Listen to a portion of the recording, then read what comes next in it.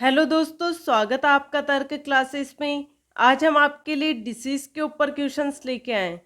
आपको यहाँ पर बता दें, डिसीज वो टॉपिक है बायोलॉजी का जिसके बिना सब कुछ अधूरा है, क्योंकि डिसीज के ऊपर हर बार एग्जाम में एक क्वेश्चन जरूर पूछता है।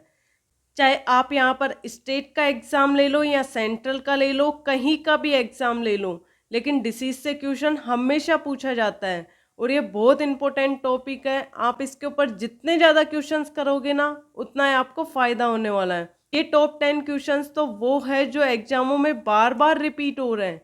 किसी का भी एग्जाम देख लो, उसमें बार बार पूछा जा रहा है। यहाँ पर फर्स्ट क्वेश्चन दिया गया है, एड्स रोग के कारण होता है।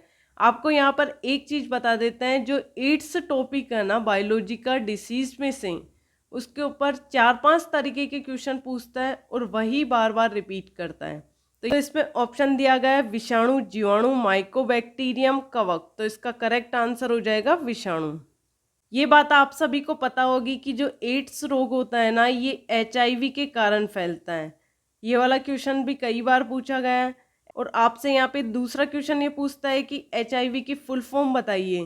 तो इसकी फुल फॉर्म हो जाएगी ह्यूमन इम्यूनो डिफिशियंसी वायरस। तो ये वाली चीज़ पे आपको ध्यान रखनी है।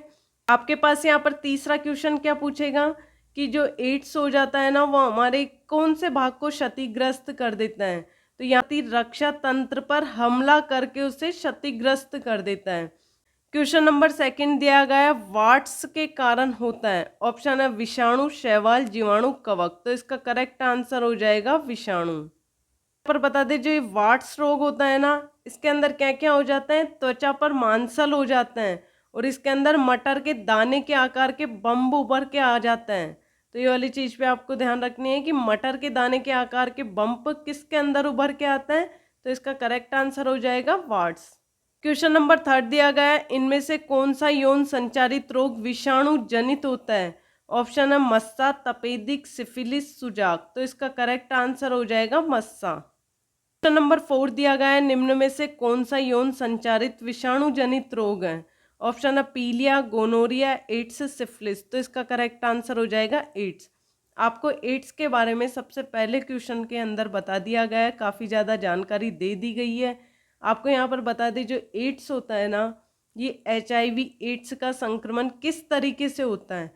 तो किस किस से हो जाता है, स्तनपान से भी हो जाता है, रक्त के आदान प्रदान से हो जाता है, असुरक्षित यौन संबंध से संक्रमित जो सुई होती है ना, उसके प्रयोग से भी हो जाता है।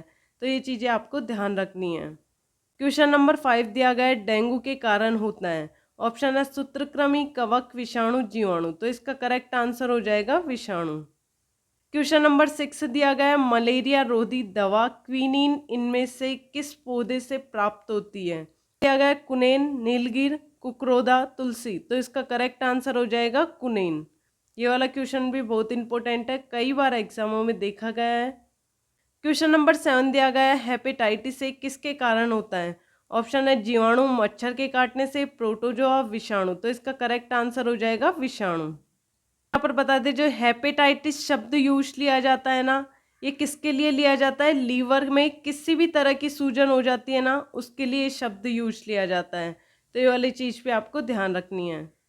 क्वेश्चन नंबर 8 दिया गया है, इनमें से कौन सी बीमारी विषाणु जनित होती है। ऑप्शन है खसरा, तपेदिक, टाइफाइड, डिप्थीरिया। तो इसका करेक्ट आंसर हो जाएगा खसरा।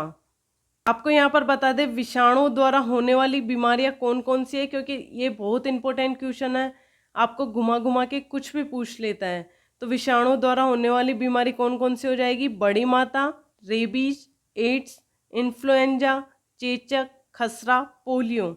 कई बीमारियां हैं जो विषाणु द्वारा होती हैं। तो ये चीज़ पे आपको ध्यान रखनी है। ऑप्शन आपको ऊपर नीचे कुछ भी दे सकता है, तो आपको करेक्ट आंसर चूज करना है। तो ये वाली चीज़ आपको ध्यान रखनी है। क्वेश्चन नंबर 9 दिया गया है, रोगजनक सूक्ष्म जीवों की वृद्धि को रोकने वाली दवाओं को क्या कहा जाता है। ऑप्शन है एंटीबॉडीज, एंथेस्थेटिक्स, एनाल्जेसिक, एंटीबायोटिक्स। तो इसका करेक्ट आंसर हो जाएगा एंटीबायोटिक्स। क्वेश्चन नंबर 10 दिया गया है, इनमें से किस रोग से पीड़ित रोग नेत्रदान कर सकते हैं। ऑप्शन है मधुमेह, रेबीज, हेजा, टिटनेस। तो इसका करेक्ट आंसर हो जाएगा मधुमेह। आपको यहाँ पर क्वेश्चन पूछा है कि नेत्रदान कर सकते हैं, और यदि यहाँ पर आपसे ये क्वेश्चन पूछ ले कि नेत्रदान नहीं कर सकते हैं, तो आप इसका आंसर क्या देंगे? मैं आपको बता दूं, इसके अंदर काफ़ी सारे डिसीज आते हैं। जो इन डिसीज से पीड़ित होगा वो नेत्रदान नहीं करेगा। तो कौन कौन से रोग हो जाएंगे? एड्स हो गया, हेपेटाइटिस बी और सी हो गया, रेबीज हो गया, ल्यूकीमिया हो गया, टिटनेस हो गया, हेजा हो गया। जो ये डिसीज होंगे वो व्यक्ति क्या करेगा? नेत्रदान नहीं कर सकता है। तो ये वाली चीज आपको ध्यान रखनी है, बहुत इंपॉर्टेंट क्वेश्चन है। डिसीज के ऊपर टॉप 10 क्वेश्चंस कंप्लीट हो गए हैं। यदि आप चाहते हो कि डिसीज के ऊपर बहुत सारे क्वेश्चंस लेके आए तो आप कमेंट बॉक्स में कमेंट कीजिए। यदि आज का वीडियो आपको पसंद आया हो तो लाइक शेयर एंड कमेंट कीजिए और चैनल को जरूर सब्सक्राइब कीजिए। धन्यवाद।